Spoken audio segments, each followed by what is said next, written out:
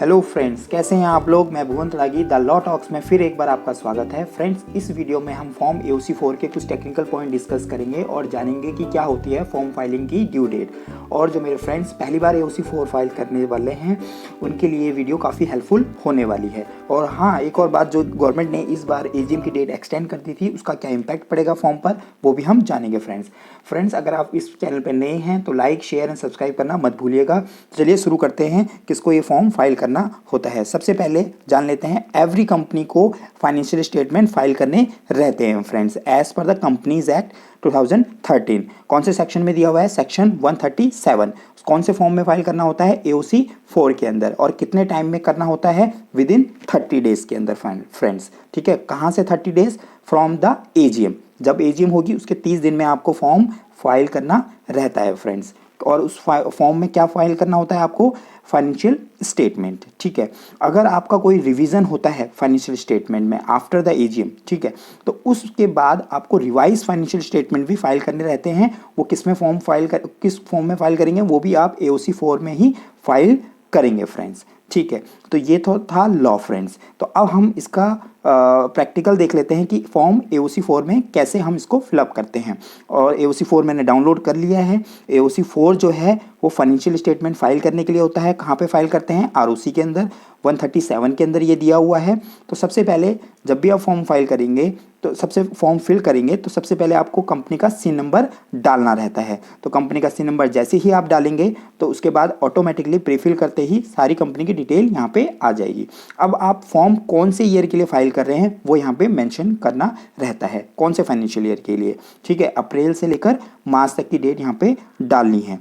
उसके बाद यहाँ पे आता है date of board of directors की मीटिंग जिसमें फाइनेंशियल स्टेटमेंट अप्रूव हुए, वो डेट यहाँ पे मेंशन करनी है। जिसमें बोर्ड अप्रूव हुई वो डेट मेंशन करनी है। ऑडिटर ने फाइनेंशियल स्टेटमेंट कब साइन किए वो डेट यहाँ पे मेंशन करनी है। ये आपको कहाँ से मिलेगा? बैलेंस शीट से। ठीक है, जो ऑडिटर्स रिपोर्ट है वहाँ पे डेट मेंशन होगी। ठीक है, उसके बाद AGM जो हुई है या नहीं हुई है या नॉट एप्लीकेबल, ये यहाँ पे मेंशन करना है। यस, अगर आपकी हुई है और डेट ऑफ AGM यहाँ पे मेंशन करना रहता है। ड्यू डेट आपकी कौन सी रहेगी? 30 सितंबर, जो भी आपकी ड्यू डेट रहती है एज पर 96। ठीक है, AGM की। अगर AGM आपकी एक्सटेंशन हुई है या नहीं है वो यहाँ पे मेंशन करना है। अगर एक्सटेंड हुई है, जैसे इस वाले केस में, इस ईयर वाले प्रीवियस ईयर वाले केस में एक्सटेंशन गवर्नमेंट ने ग्रांट की थी, तो उस केस में मेरे हिसाब से, मेरे अकॉर्डिंग, मेरे पॉइंट ऑफ व्यू से एक्सटेंशन मिली है तो यहाँ पे यस करेंगे। और ड्यू डेट ऑफ एक्सटेंशन क्या है? वहाँ पे लिखा हुआ है 3 मंथ्स का एक्सटेंशन हम दे रहे हैं। तो 31 दिसंबर की एक्सटेंशन डेट यहाँ पे आ जाएगी। ड्यू डेट यहाँ पे वो वाली आ जाएगी। यहाँ पे जो डेट है वो एक्चुअल रखेगी। मान लो आपकी दिसंबर में मीटिंग हुई है वो एक्चुअल डेट रखेगी, लेकिन ड्यू डेट में एज पर 96 जो ड्यू डेट आ रही है, जो कि 30 सितंबर आती है, वो यहाँ पे मेंशन करनी रहेगी फ्रेंड्स। तो देख लेते हैं एक बार ऑर्डर में जो ग्रांट हुआ है हमें, उसमें क्या लिखा हुआ है फ्रेंड्स। तो उस ऑर्डर में जो एक्सटेंशन का ऑर्डर है उसमें क्या लिखा हुआ है वो एक बार पढ़ लेते हैं। तो फ्रेंड्स, जो ROC ने ऑर्डर एक्सटेंशन का दिया है उसमें क्या लिखा हुआ है? एज पर सेक्शन 96 जो है हर कंपनी को AGM करनी रहती है। ठीक है, पहली जो AGM होती है उसको छोड़कर, ठीक है, जो और बाकी जो जनरल मीटिंग्स या मीटिंग्स होती है उनको छोड़कर एक एनुअल जनरल मीटिंग करनी रहती है। और 2 एनुअल जनरल मीटिंग के बीच में 15 मंथ से ज़्यादा का गैप नहीं हो सकता। ये सब सेक्शन 1 ऑफ द 96 लिखा हुआ है फ्रेंड्स। ठीक है, उसका जो फर्स्ट प्रोवाइजो है उसके अंदर क्या लिखा हुआ है? उसके अंदर लिखा हुआ है कि जो पहली मीटिंग को छोड़कर, पहली AGM को छोड़कर, जिसमें क्या होता है 9 मंथ का क्राइटेरिया होता है, और जो सेकंड मीटिंग होगी उसमें 6 मंथ का क्राइटेरिया होगा from the closing of the financial year. मतलब हर फाइनेंशियल ईयर क्लोज होने के बाद विद इन 6 मंथ आपको AGM करवानी रहती है। और अगर पहली AGM है तो विद इन 9 मंथ आपको AGM करवानी रहती है from the date of closing of financial year. ठीक है, उसके बाद थर्ड प्रोवाइजो कहता है कि ROC चाहे तो कुछ स्पेशल सर्कमस्टांसिस होते हैं, स्पेशल रीजन होते हैं, तो 3 महीने के लिए आपकी AGM को क्या कर सकता है? एक्सटेंड कर सकता है। किसके पास पावर है? ROC के पास, रजिस्ट्रार ऑफ कंपनीज के पास। ठीक है, तो 3 महीने के लिए आपको एक्सटेंशन दी जा सकती है। तो इस वाले सिचुएशन में भी ऐसा ही हुआ। वेरियस रिप्रेजेंटेशन गए कि कोविड-19 पेंडेमिक है तो AGM की डेट को क्या किया जाए? एक्सटेंड किया जाए। तो गवर्नमेंट की जो गवर्नमेंट के पास जो रिकमेंडेशन गई थी, रिप्रेजेंटेशन गई थी, तो गवर्नमेंट ने कौन सा यूज़ किया, अपना पावर 96 के अंदर जो पावर दी गई थी एक्सटेंड करने की पावर थर्ड प्रोवाइजो के अंदर, वो यूज़ किया और उसकी वजह से 3 महीने का क्या दिया, एक्सटेंशन दिया फ्रेंड्स। तो उन्होंने लास्ट पैराग्राफ में क्या लिखा हुआ है कि हम उसी पावर का यूज़ कर रहे हैं, कौन सी पावर का, जो थर्ड प्रोवाइजो में लिखा हुआ है 96 के, कि 3 महीने के लिए हम एजीएम को क्या कर रहे हैं, एक्सटेंड कर रहे हैं। ठीक है, 3 महीने के लिए एक्सटेंड कर रहे हैं। और वो 3 महीने जो हैं, जो आपकी ड्यू डेट आ रही थी, जो आपकी ड्यू डेट आती थी अंडर सेक्शन 96 ड्यू डेट थी जो भी एजीएम होल्ड करने की, ठीक है, उस ड्यू डेट से हम 3 महीने का क्या दे रहे हैं, आपको एक्सटेंशन दे रहे हैं। ठीक है, तो due date as per the 96 जो है वो क्या होगी, वो आपको एक बार हम समझ लेते हैं कि ड्यू डेट उस दिन क्या होगी, क्या आपकी होने वाली थी, उससे हम 3 महीने का एक्सटेंशन दे रहे हैं। चलो देख लेते हैं, इस एग्जाम्पल से समझ लेते हैं कि हमारा जो ड्यू डेट एज पर 96(1) क्या होता है। फॉर एग्जांपल एजीएम 1 जो है, मतलब पहले साल की जो एजीएम की जो ड्यू डेट थी वो थी 30 सितंबर। मान लो 30 सितंबर को हमारी एजीएम हुई है। अब जो नेक्स्ट ईयर जो हमारी एजीएम होगी विद इन 6 मंथ की अगर हम बात करें from the closing of the financial year, 30 सितंबर ही पड़ती है, तो 30 सितंबर तक हमारी एजीएम हो जानी चाहिए।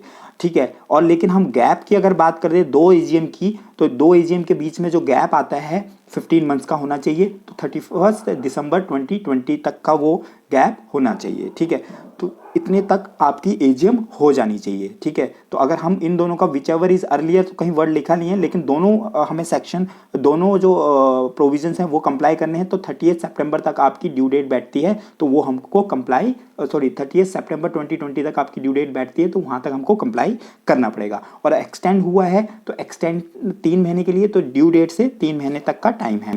इसी तरीके से अगर मान लो आपकी एजीएम पहले भी हुई है, जल्दी भी हुई है, फिर भी आपका जो ड्यू डेट है वो जल्दी पड़ेगा, फिर भी आपका एक्सटेंशन 3 मंथ का ही रहेगा। ये मेरे पॉइंट ऑफ व्यू है कि 31 दिसंबर 2020 तक आप ड्यू डेट आप लिख सकते हो, जो कि एक्सटेंडेड ड्यू डेट रहेगी। तो यहाँ पे जो हमें फिलअप करना है एक्सटेंडेड ड्यू डेट। ठीक है, due date after the grant of extension, तो मेरे हिसाब से ये जो ड्यू डेट आएगी वो 31 दिसंबर 2020 आएगी। ठीक है, अलग अलग लोगों के अलग अलग पॉइंट ऑफ व्यू है। कई लोग यहाँ पे जो सितंबर की डेट डाल रहे हैं, कई लोग यहाँ पे नो भी कर रहे हैं, एक्सटेंशन नॉट गारंटीड। ठीक है, बट मेरे पॉइंट ऑफ व्यू है कि ग्रांट तो हुआ है, चाहे आपने अप्लाई किया है या नहीं किया है। अगर आप यहाँ पे ग्रांट करते हैं तो आपको अप्रूवल लेटर भी नीचे लगाना रहेगा, और जो अप्रूवल लेटर है वही जो आरओसी ने ये जो हमें ग्रांट किया है वो यहाँ पे लिखना है। ठीक है फ्रेंड्स, तो अलग अलग लोगों की अलग अलग राय है, आपकी क्या राय है आप मुझे कमेंट करके बता सकते हैं फ्रेंड्स। ठीक है, अब बात कर लेते हैं नेक्स्ट पॉइंट की। ठीक है, तो यहाँ पे जो नेक्स्ट पॉइंट है, यहाँ पे आपको लिखना है कि सब्सिडरी कंपनी है या नहीं है। ठीक है, अगर सब्सिडरी कंपनी है, कंपनी जो आपकी जिसका आप फॉर्म फिलअप कर रहे हैं, तो यहाँ पे यस करेंगे, अगर नहीं है तो नो करेंगे फ्रेंड्स। ठीक है, जो भी आप मेंशन करेंगे उसके बाद आपको उस कंपनी का, होल्डिंग कंपनी का सिन नंबर लिखना पड़ेगा। ठीक है, अब नेक्स्ट पॉइंट इसका है कि क्या आपकी कोई सब्सिडरी कंपनी है, आपकी कंपनी है और आपकी क्या पता सब्सिडरी कंपनी हो, तो वो भी यहाँ पे मेंशन करना रहेगा। एक सब्सिडरी है तो एक लिखना है, अगर ज़्यादा है तो ज़्यादा लिख सकते हैं। उसके बाद आपका आता है ऑडिटर्स की डिटेल, एक ऑडिटर है। उसके बाद इंडिविजुअल या ऑडिटर फॉर्म यहाँ पे मेंशन करेंगे, और यहाँ पे आप उसका SRN नंबर डालेंगे, जो भी ADT 1 आपने फिल किया था उसके आप प्रीफिल करेंगे तो डिटेल्स यहाँ पे आ जाएगी फ्रेंड्स।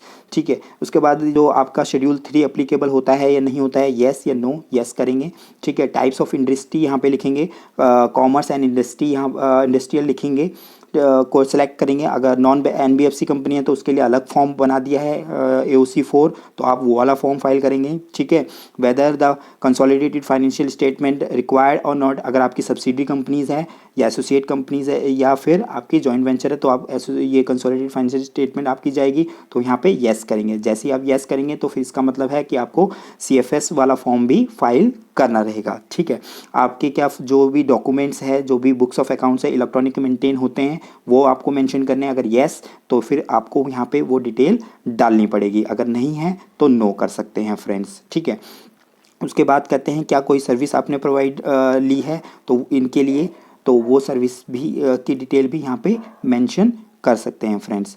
ठीक है, उसके बाद बात करते हैं बैलेंस शीट की। बैलेंस शीट में जो भी आपका इस ईयर का डेटा और प्रीवियस ईयर का डेटा दोनों डेटा यहाँ पे मेंशन करना रहेगा। ये आपको पूरा का पूरा बैलेंस शीट यहाँ पे कॉपी कर लेंगे, जो भी डिटेल यहाँ पे मांग रहा है वो दिखा देंगे। उसके बाद कुछ डिटेल यहाँ पे और है, जैसे कि शेयर एप्लीकेशन में money during the reporting period अगर कुछ है तो यहाँ पे मेंशन करना है। कोई भी अगर आपने डिपॉजिट एक्सेप्ट किया है वो भी मेंशन करना है।